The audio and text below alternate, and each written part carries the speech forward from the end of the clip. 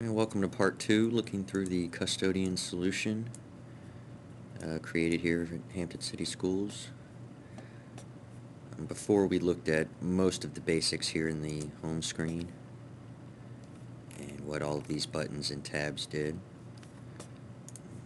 Back at the Wizards. Next I wanted to look at the reporting section mostly. Some of the admin, one piece of the admin really I wanted to show. So we'll start here with the reporting. It's just a few reports that was originally carried over from the old version of this solution, created in FileMaker 6. I updated it, and it's just gone online within the past 2 months, I believe. So that we shall be adding to this, I'm sure, with the reports. As we get a new supervisor in, they're going to want different details. Right now we just have products by school, which gives you a general report of products grouped by school. Next is orders grouped by product, and then a school use report, which shows how much money was spent on custodial supplies separated by school, and then a damaged and discarded product list, which shows transfers that were damaged, the products that were damaged or discarded from the inventory for various reasons. And this will show a little report on that, which is basically just a print page. We'll look at a school use report here. Touch go. We tend to print things as PDFs here, trying to save some paper and pass things along from one to another like this. So I'm going to go ahead and save it as a PDF.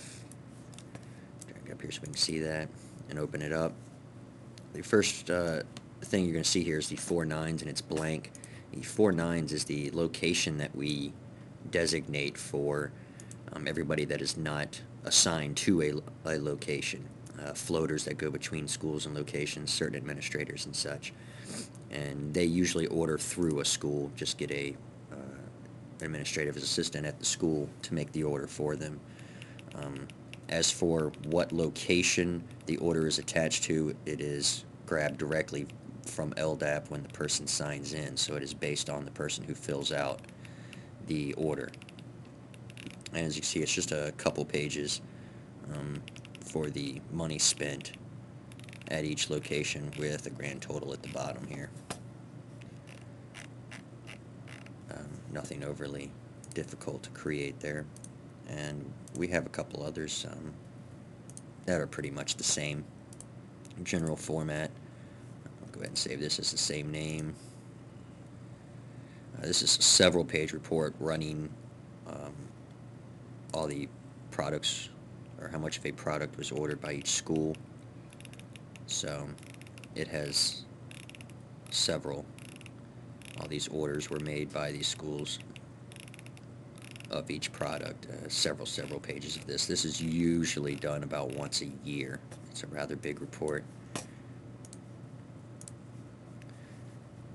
And the others are pretty much the same, not too much overly special. Take a quick look at some of the scripting that creates this.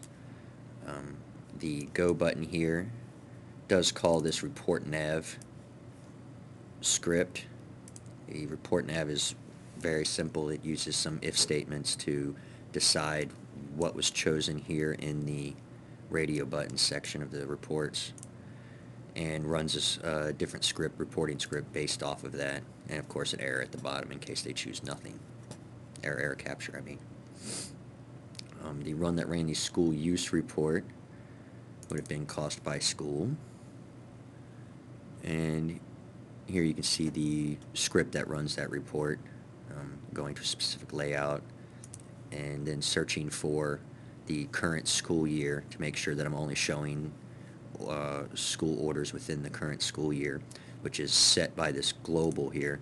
And this global is actually set by a custom function, school year here, which is a case statement that decides whether or not we're currently before or after the 1st of August, which would be our cutoff date, flipping from one school year to the other, and makes a concatenated answer from this function that will show, currently it shows 2008-2009.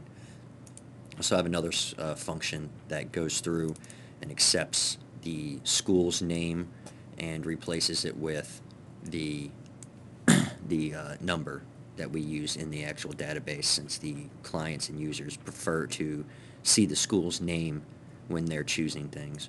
So it allows that name to be instantly transported into a number that we can use, since we captured both.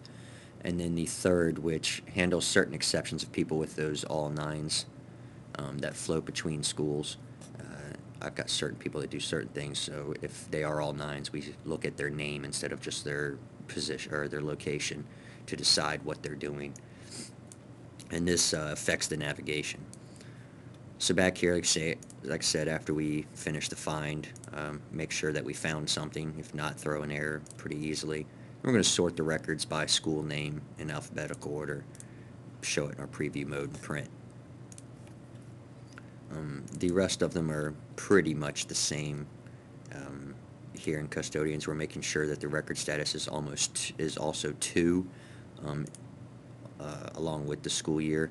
The record status here of 2 shows that it has been submitted to the warehouse. A record status of 1 would show that it was still being entered and processed by the actual person at the location and hasn't been entered yet or submitted yet. And that's basically that. We do have a couple other scripts that I've written here that run the whole system from in my little folders.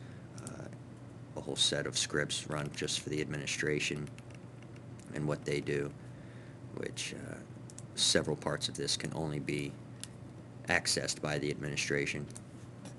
Also here on the admin screen, we have a couple quick wizards that do this and that. Nothing particularly amazing. Most of these wizards can be found on the wizard screen, but these are only things that the administration of this database are allowed to see here at our administration building.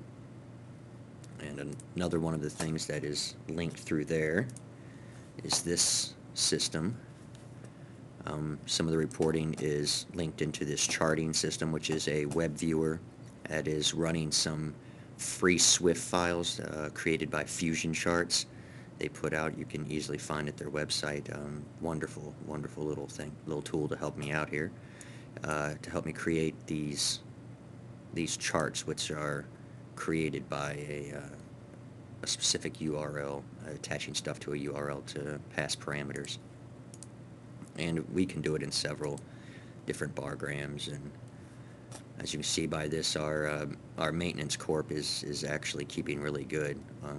All of our work orders are completed within 30 days for all trades, and that's impressive. So they're doing pretty good out there. And you can see them in 3D columns. You can see them in line graphs. So however you'd like to see it. And then of course here you could print this. So many people like the graphic representation. It makes them feel better and can easily figure out this stuff. Shrink that. And that's about all for this one. So I hope you enjoyed the look around the custodian and inventory management system here that I've given, and hope to have fun showing some more. Next time I think I'm going to get into the evaluation database, show some of the things I used to create that one. And thank you.